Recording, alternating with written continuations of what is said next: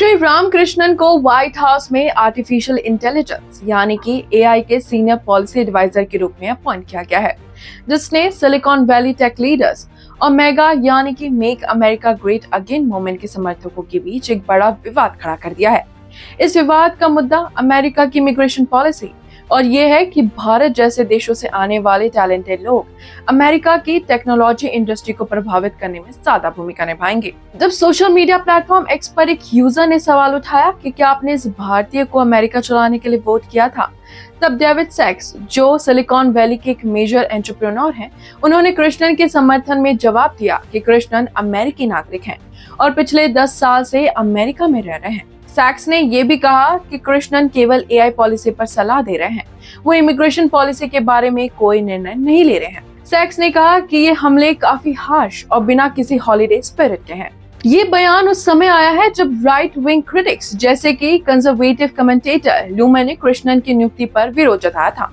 लूमर ने कृष्णन पर America first agenda के खिलाफ जाने का आरोप लगाया और कहा कि उनका समर्थन इमिग्रेशन रिफॉर्म्स के लिए अमेरिकन वर्कर्स को नुकसान पहुंचा सकता है। उन्होंने कृष्णन के ग्रीन कार्ड सिस्टम में कंट्री स्पेसिफिक कैप्स हटाने के समर्थन पर सवाल उठाया, जो उनके मुताबिक फॉरेन वर्कर्स को अमेरिकन पर प्रायोरिटी देगा। लेकिन बता दें कि सैक्स और दूसरे सपोर्टर्स ने कृष्णन के इमिग्रेशन पर स्टैंड को क्लियर किया है। सैक्स ने बताया कि कृष्णन का सोच ग्रीन कार्ड रिफॉर्म में बस कंट्री स्पेसिफिक कैप को हटाने का है, जिससे भारत जैसे देशों से आने वाले लोगों को लॉन्ग वेटिंग लाइन का सामना न करना पड़े। उन्होंने आगे कहा कि कृष्णन ने ये भी नहीं कहा है कि वो ग्रीन कार्ड से सारे कैप्स को हटाना चाहते हैं। सैक्स ने बताया कि अभी के समय में हर देश को सामान्य संख्या में ग्रीन कार्ड्स मिलते हैं, चाहे उस देश में कितने एलिजिबल एप्लीकेंट्स भी क्यों ना हो। इंडियन अमेरिकन कांग्रेसमैन रो खन्ना ने भी इस विवाद में अपना पक्ष रखा।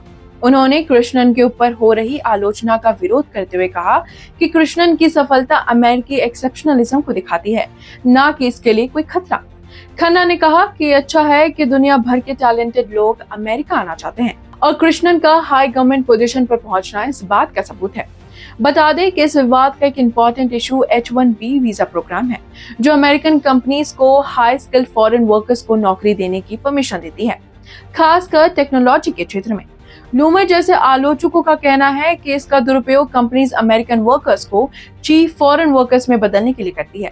दूसरी तरफ कृष्णन जैसे समर्थक मानते हैं कि इस प्रकार के प्रोग्राम्स अमेरिका को ग्लोबल टेक में अपनी कंपेटिटिवनेस बनाए रखने के लिए जरूरी है। कृष्णन लंबे समय से ग्रीन कार्ड सिस्टम में बदलाव की मांग कर रहे हैं और उनका कहना है कि ये बदलाव एक मेरिट बेस्ड तरीके पर आधारित होना चाहिए, जिसमें सबसे ज्यादा प्रायोरिटी स्किल्ड वर्कर्स को दी जाए, ना कि देश के हिसाब से।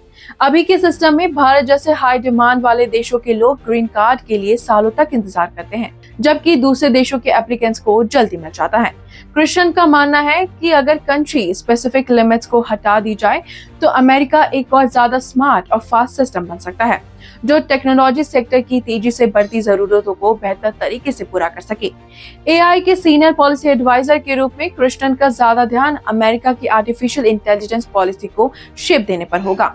उनका इमिग्रेशन पर अप्रोच इस मुद्दे से इसलिए जुड़ा हुआ है क्योंकि दुनिया भर से टॉप टैलेंट्स को अट्रैक्ट करना अमेरिका के लिए बहुत इंपॉर्टेंट है, ताकि वो टेक्नोलॉजी और एआई के क्षेत्र में ग्लोबल लीडर बना रहे। अगर आपको ये जानकारी पसंद आई हो तो चैनल को सब्सक्राइब करना ना भूलें और इस वीडियो पर आपकी क्या राय है हमें कमेंट सेक्शन में जरूर बताएं। देश दुनिया की हर बड़ी खबर देखिए हर घंटे नई खबर के साथ सिर्फ आपके अपने चैनल न्यूज कनेक्ट पर। न्यूज कनेक्ट यानी खबरों से आपका कनेक्ट।